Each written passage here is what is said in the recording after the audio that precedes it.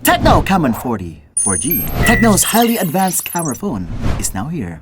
Guys, almost 2 months na po since our MWC debut with the Tecno Camon 40 series. Finally, may box na, may packaging, may presyo na, updated na yung software. And of course, andito na po yung kanyang very exciting specs from the MWC. Namely, the powerful 50-megapixel Sony LYT700C near flagship level camera. Guys, mukhang si Tecno lang po ang nagbaba ng presyo ng ganitong klaseng kalibre ng camera. Kasi madalas guys, yung mga ganitong klaseng camera ay nasa 20 to 30,000 peso. Naalala niyo ba si Huawei Pura 70 Pro? Guys, yung snapshot feature po ni Huawei Pura 70 ay andito. Yung tipong kahit mabilis, pag pinicturean mo, dahil sa AI, makuha niya ng klaro yung subject. Walang blurring. For example ito, nagpaikot kami ng mukha ko with tatlong klaro words, you know. Tapos ginamit naman yung flash snap feature and voila, klaro in all corners. It's like magic. Speaking of magic, meron pa siyang Tecno AI magic dito. Yung AI niya is very advanced, something na available din sa mga 20 to 40,000 peso smartphones. It has even got a dedicated action button na pwede mo i-assign sa kahit anong feature sa loob ng phone. For example, hinold mo, magbubukas yung AI, or double click for the flash snap. Grabe, Tecno is making everything affordable. Yung tipo mga features na hindi mo kayang abutin dati. Dahil sa presyo ay ngayon abot kaya na nilagay sa Tecno Camon 40. And apart from that, yung specs niya ay malupit din. 5,200 mAh, 5-year durability battery, 45 watts super fast charging, may Dolby Atmos stereo dual speakers pa, Helio G100 MediaTek processor, naka-AMOLED na po yung display, 120Hz refresh rate, may ultra-wide angle lens, nice, at naka 32MP selfie camera pa siya. And it's even got IP66 water and dust resistance. That's amazing. Wait, 8256 na? Oh, that is a good deal. Guys, Tecno Camon 40, let's unbox. But since you're watching Unbox Diaries,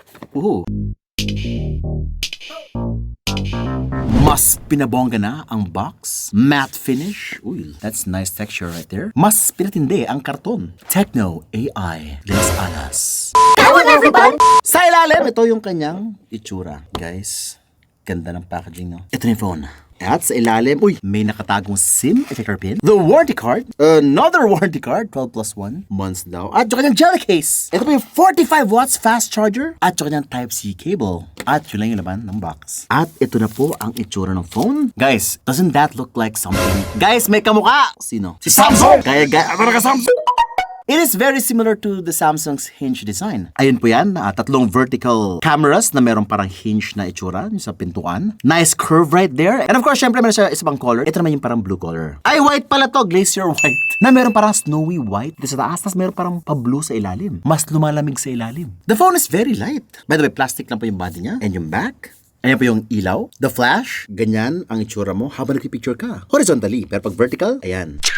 Pag nagsiselfie, ganyan. Siyempre, pwede ka na magyabang sa labas. Oy, naka-Samsung ka ba? Ano? Samsung? Naka-Camon ako, Tecno. Hello? Yak, ew kayo ha. Naka-DeepSeek R1 ka ba pare? Ano yun? Yak, hindi mo alam.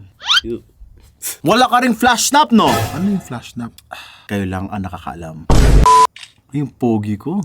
Guys, oh my God! Guys, sobrang nakakapogi yung selfie camera. Later, ipakita ko sa inyo. Oh, by the way, may AI na yung kanyang camera and, tino to, twinkle enabled. Look at this! Kahit sobrang magalaw yung kamay mo, kahit ano pang galaw, dahil meron na siyang AI, it's basically enhancing the image para lagi na consistent na sharp yung image nyo. So, wala na pong mga blurry dito. Looks like it. For example, ito tingnan na. Gumalaw ako. At dahil gumalaw ako, oh, guys. So, una blurry siya, tapos in-upscale niya. May 0.8x na rin sa selfie camera. That's nice. Pero guys, before that, usapan mo natin yung kanyang rear camera, where the real magic happens. So, ito po ay much improved camera sa likod. Ito po ay may OIS na, optical image stabilized na siya. Sony LYT700C sensor, 1/1.56 inch yung kanyang sensor. Malaki at very sensitive yung kanyang sensor, which is saktong-sakto para sa mga madidilim na lugar. Ito picture tayo sa madilim na lugar. Sa una, parang medyo noisy. Tapos, after some time, nagpa-process siya and there you go, a much more improved photo. Ganito na po yung mga photos na makukuha nyo sa Tecno Camon 40. Much more exciting! Meron din siyang 0.6x dito. Kapag ka nag-0.6x ka, hindi mo na kailangan mag-step back. Mas makikita mo na yung lugar. Hindi mo na kailangan mag-adjust for the group photos. Or kapag merong malaking building sa harapan mo, this thing is great for landscapes. Pag picture mo, halos yung buong landscape makikita mo na without having to move backwards. Tapos, meron siyang special feature dito called the flash snap. So, ito na, flash snap. Double-click mo lang yung orange button dito. It will open the flash snap dito sa camera app. Tapos naka-enable agad yung auto capture mode. Of course, syempre, nag-ready tayo dito. Kapag pinicture natin, kahit inikot ko siya, klaro dapat yung mukha ko, pati mga words dito. Game? 1, 2, 3!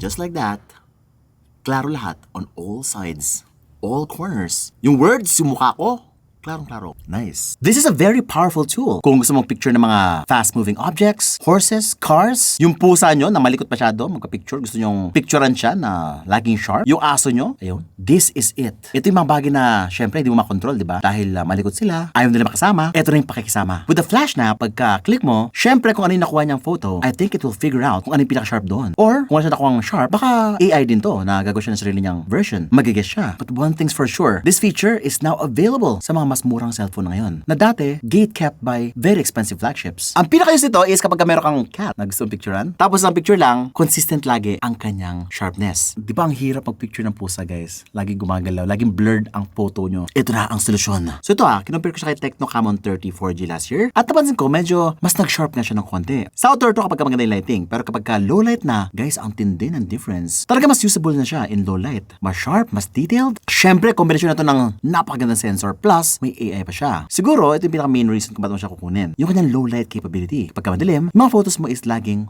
okay. Ito syempre, yung kanyang color is still not that accurate.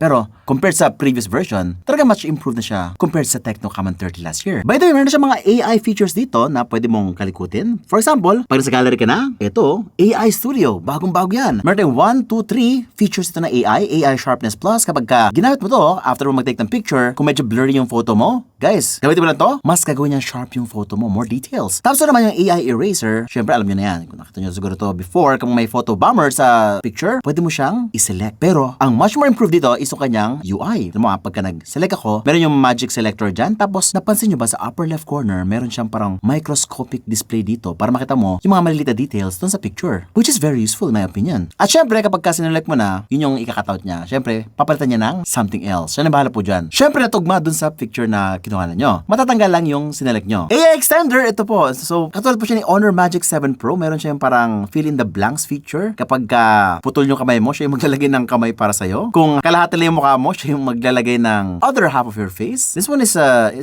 very magical to me. Pero kasi for now, ito po yung mga results na nakuha namin. It's pretty okay for now. Pero kasi masaya siyang gamitin. I think ito yung parang paglalaroan nyo madalas, no? Kapag nag-take ng picture, punta kayo sa gallery, and your friends will really love it. Para ito pa lang, para maubos na yung oras nyo, kaka-picture and kaka-edit ng mukha nyo. Ayan. Wacky! Ba't naging meme yung mukha ko? Pang meme ata to. Ano nangyari sa akin? Guys, ba't ganun? Yung mata ko nakaturo sa baba. Pero ito, iniisip niya na nakatingin sa taas. Akala ba niya wacky yung mukha ko? Oh, tingnan to umaayos, di ba? Ba't ganun? Ginawa mo naman akong Phineas and Ferb. Pero ang galing niya, no? Alam niya na tao yung mukha. Sa video, kaya niya po mag 2K 30 frames per second. At meron din siyang 1080p 60 frames per second mode. Uy, may HDR din po siya. Pero 1080p 30 lang. Meron siyang EIS, Ultra Steady Mode, pero 1080p 30 frames per second lang din. Medyo iba na yung UI niya ngayon, no? Ang dami ng mga features dito, like Auto FPS, AI Focus. That's a lot. At sa video, meron din siyang mga video bokeh na pwede mo lagay dito sa side. At meron din siyang 0.6x sa video. That's nice. Para mas marami kang pwedeng mapakita sa surroundings mo habang nag-vlog ka. Meron din siya yung mga effects dito. May professional, may vibrant, may nostalgic. Kung gusto mo ng extra dramatic effects sa inyong video. Guys, so andito tayo sa ating studio. At ayan, may multo doon. Come on, everybody! At ayun si Eugene. Ayan, sa likod ng camera. Come on, everybody! Ito naman yung ating selfie video. Uy, mas nag-improve na talaga ngayon. Kasi dati guys, mukhang Smurf po yung mukha ko dito. Too blue. And now, it's doing the right skin tone. O, diba? Natural na po. Hindi na siya weird. And mukhang fresh ako lagi dito. That's so nice. Love it. Now, the first thing that you will notice na different dito from the other smartphones is yung kanyang AI hub. No? So pagka nasa home screen ka, nag-swipe left ka, it will take you to this AI hub or AI center, which is puro AI po dito, no? Yung Flash Snap, AI GC Portrait, DeepSeek R1. Basically, mga tools siya to help you solve problems with the help of AI. Pwede ka mag-translate ng photo, kung Chinese siya, pwede niyang gawing English yun. Kung meron kang problem dyan, pwede mong picturean, tapos i-send mo sa kanya, ipa-answer mo sa kanya, sasagutin niya. And also, meron siyang sarili niyang ChatGPT version called DeepSeek R1 na pwede mong itanong kahit ano, which is also accessible sa kanyang parang action button dito. For example, ito, pag hinold mo, lalabas mo si DeepSeek R1. Pwede mo siya kausapin. Pwede siyang voice chat. Magsalita ka lang, tapos ayun, kakausapin ka niya. Or pwede mo siya i-chat directly. This is actually very useful, no? Kung nasa school ka, this will transcend even your grades. And all you need to do is ask it questions. Ngayon, parang hindi na siya phone. It's actually an AI device na pwede mong kausapin lagi, take photos ng something na hindi mo maintindihan, gusto mo malaman yung sagot, kaya niyang sagutin. Or kung yung tanong mo is very personal, nag-break kami ni GF ngayon. Anong gagawin ko? May bigyan siya suggestion sa'yo. Pwedeng Tagalog dito, pwede siya kasama ng Tagalog.